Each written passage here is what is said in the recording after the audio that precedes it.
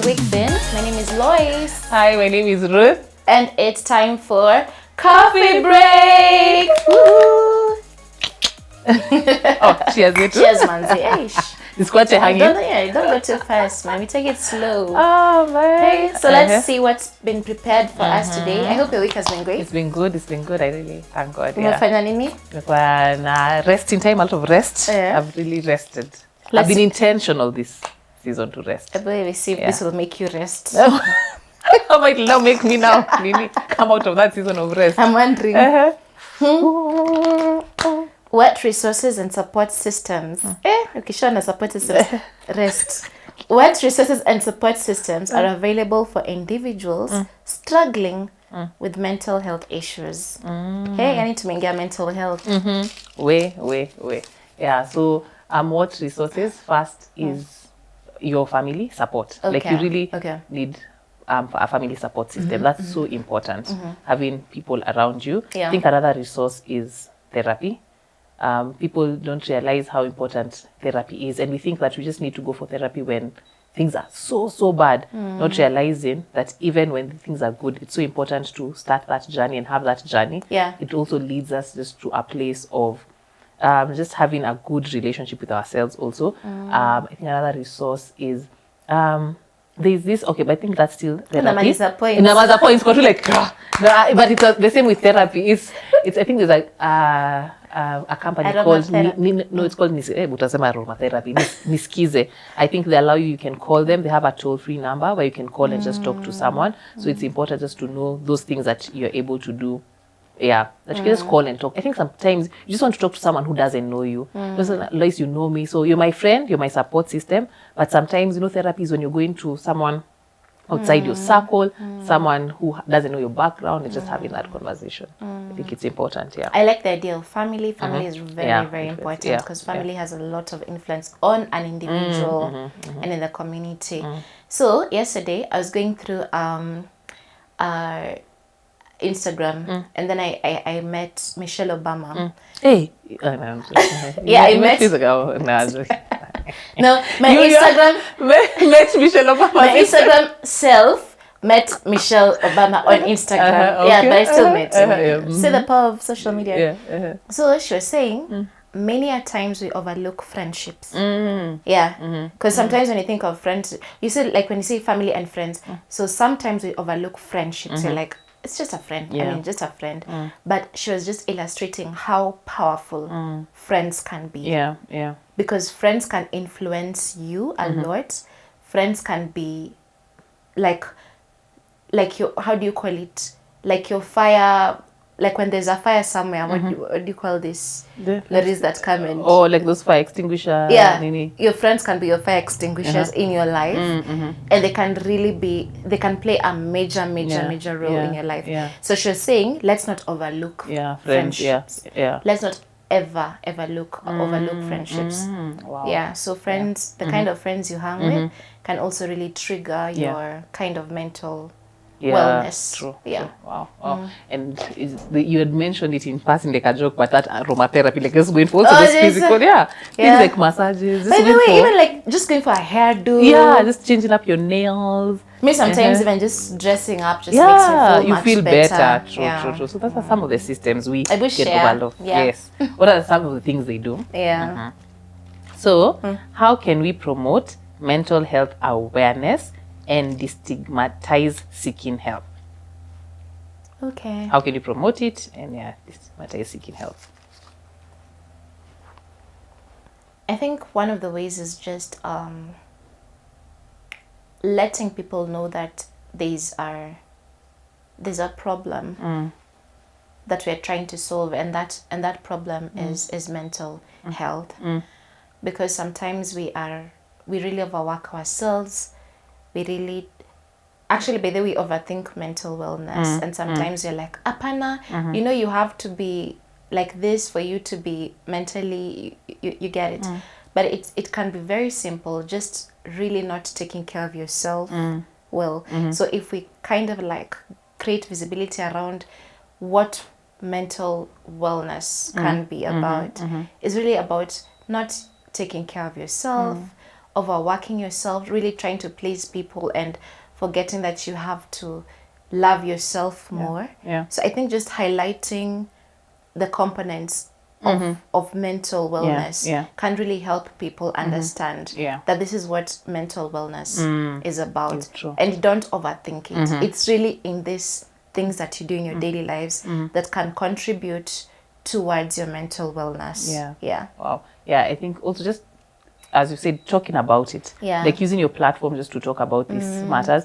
In the coming episodes for the show called Faith with Friday, we have therapists just coming to talk about mental health, just the stereotypes that are there, misconceptions. So first of all, talking about it in your platforms, like on your status, just writing something about it, saying that it's not related to madness or witchcraft, sharing your own personal experience if you've gone through it, and just encouraging someone, like, you can look okay, but you're not okay. And also talking about it in the spaces you have influence in, if it's in church, if it's in your family that you have some form of influence, talk about those things. Even with your friends, as you said, like the place of friends, just tell them, Manze, it's okay to not be okay around me. Like, you don't have to have everything figured out all the time. It's okay to also tell me no.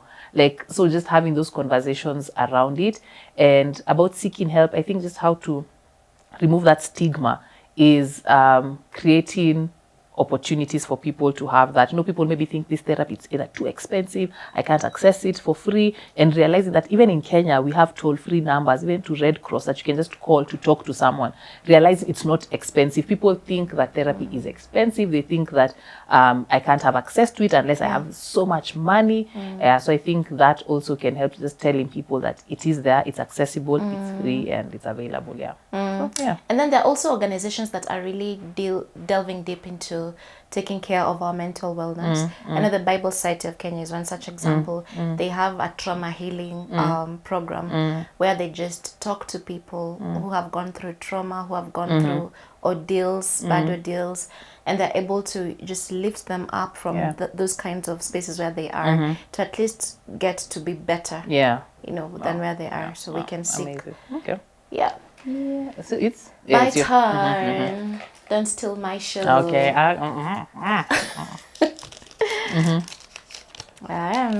What role do workplaces and institutions play in supporting mental health initiatives? Wow. I think they play a very major role in terms of creating a space and an environment. Okay. Yeah. How? To offer that.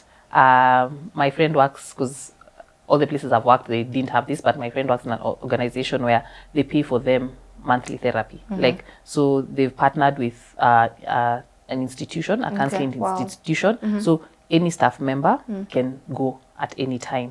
Like, they've hired also counselors to be in the office, so that when it's hard, like it's tough and you need someone there and there, they're able to now reach out to you, like, and you can just go into their offices to talk to them. I think even education institutions. Yeah, they have like those, schools, universities. I remember even us in our uni, we had a counseling center. Yeah. Also, someone who works, I think it was Safaricom, they say they have people who call you, like maybe they've had there was flooding and there's been flooding maybe in your area, and they know because they have their records of their staff and they know that staff works there. They just call to ask, are you okay? Have you been okay? Like, there's someone who's been hired just to check on people, to call you and say, have you been okay? How is it around you? Has the surrounding floods affected you personally and your family? How are you mentally? So I think those things are so important, just to think about it. And it's so important for us to talk about it this month. Again, not a shameless plug, but just saying, even on Friday, I think we have one of the coming Fridays that are upcoming, someone who works, is HR and also is a counselor, just highlighting the importance of workplace, the employer creating a space for the employees, just to also speak because about the workplace, sorry to say, can also really deteriorate. It can be the one that even now is taken away from you. It's taken away from you. All right. I think also just having, what do you call it? Like, people who are equipped to share. So this is how I can put it. Open door policies.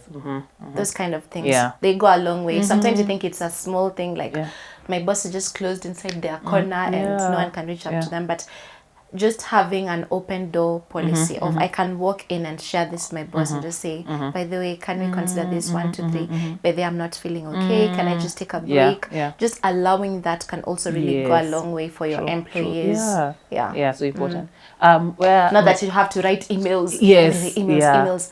Kindly, regards. No, just having an open door policy that I can come and talk to you and, you know. Well, my mom, like before she retired, where she was working, she had this thing called, because she was in management, Feel Good Friday. So on Friday morning, like the staff would all meet and they just do things that would make them feel good, like just have conversations. So it was called Feel Good Friday. So at least, you know, Friday morning, it's like a decompressing time where you can just come and just be silly. You can dress up, just do like fashion shows, just things that are just, you don't even think about it. So I one of my that's friends, a good thing. Piri, our friend Piri, she's telling me that there's a time they were told, she was working from home, so they were told to go to the office exactly how they are at home. How they exactly how they dress at home. So if you're in a dera, you go in a you go in a jumper, you go in a your jumper. PJs, Exactly, your PJs, you go in your PJs. So she was like, it was very interesting. So I think just incorporating those such light things, light things in your go work. a long way. That's so important. So true. So what are some self-care? Don't go to work in your PJs. Disclaimer. What are some self-care practices and coping mechanisms for maintaining mental well-being? So, some self-care practices and coping mechanisms. Exercise. That helps. Exercise relaxes your mind. It does. Sometimes just shutting down your laptop and the world and taking a walk, a long walk, can just make you feel better. Because when you walk, you just offload a lot of things. You actually think and rethink and you teach yourself even. You're like, okay, I think I could have done this better. So exercise goes a long way. It makes your body also just, you know, it releases those they call it feel good hormones. It releases those feel good hormones, and you're able to even like cope throughout the day. So I could say exercise is one of them. And then hobbies, like what are your hobbies? What do you enjoy doing? What do you enjoy doing? What do you enjoy doing, Ruthie? I enjoy painting. These days, you've been seeing those painting things I've been doing. Talk about painting. I was in Arboretum just the other day. No, not Arboretum. Karura. And I met this girl who she has a training session with a number of people, and it's called liquid painting. So they just pour different kinds of painting and then you're able to on your canvas. Nice. Cool. So it's very therapeutic. I'm giving you a plug to go and do learn. I'll tell the people. I do it for some other guys. But that, and you've mentioned Arboretum. On Saturday I actually went to Arboretum. I just decided, I felt it was a bit heavy the week, and I just went. I sat just on the grass. I just looked at the nature sky. Nature is good. At the sky. I just had the birds chirping, and that's so important, just connecting with nature. Like I just removed my shoes and stepped like little on the grass just to feel it on my feet, and I stayed there for like 3 hours and I left there. I was refreshed. I'm telling you, I did and I prayed obviously at that time, and I just had some time with God, but just even being in his nature, just looking at this, I just looked at the clouds moving. I don't know if it's us who are moving or the clouds that are moving, but just and it's your mind wandering, moving. It was beautiful. So I can say that is something that guys can do. All right. Just go into nature. Wow, it was so beautiful. Last. That's one nice. Okay, so how can society as a whole foster a culture of acceptance and understanding around mental health? I think, as you said, talk about it, and then speak how it's not, our culture mostly thought mental health or mental illnesses were associated with a lot of witchcraft, a lot of now someone did something when you were born. So now when you hear that, it's just there's something very evil concerning that, not realizing it's just the same way as physical illness. Like when you start having a headache, you'll start saying, nani aliniroga? As in, you just go and say, I'm having a headache. Let me use the resources around me to treat, take medicine, treat, feel better. And the same with mental illness. I think it's just to tell us that it's not what we've always thought about. It's about your body is just not functioning at its optimum mentally. And just working around that and now seeking that treatment. So maybe what the society can do is availing that treatment easily, like making it easily accessible. Accessible, that's true, I agree. Yeah, and not having those myths of, oh, it's associated with witchcraft. Now just telling people, no. It's just like how you can break your hand. Sometimes your mind can act up, So that's the thing. And I think I wanted to say this, that mothers are also really very, they play a big role when it comes to mental wellness. Because I usually feel like they know exactly what we're going through, whether we tell them or not. So there's a way they just do their own things. Because I know my mom, there's a time I was going through a very rough patch and she kept on checking on me, telling me to come home, overfeed me at least. You know? The African moms, that's the way. Ati, uko na shida? We kula. Kula. Nauma na kichwa, hujako unakula vizuri, kula. And you just feel, feel love. So I think our society, I mean the family, is still a really great unit in just ensuring that we are mentally okay. Wow, thank you so much. So I think, guys, be intentional about your mental well-being. Just incorporate your self-care, coping mechanisms. Don't think that it's ni ugonjwa watu uko nje. You know, sometimes you can say, ni watu tu uko nje that they suffer that, not realizing it's as close as it can be to anyone. Just being intentional. So, thank you so much, guys, for listening. Share your what you think about this session. I know it's not such an easy session to talk about, but I know we can uplift so many other people when we talk about it. So I think one of the ways is just talking about it. That's the first thing. So we have talked about it. What do you think? Subscribe on our channel, like, comment, and share. Bye-bye.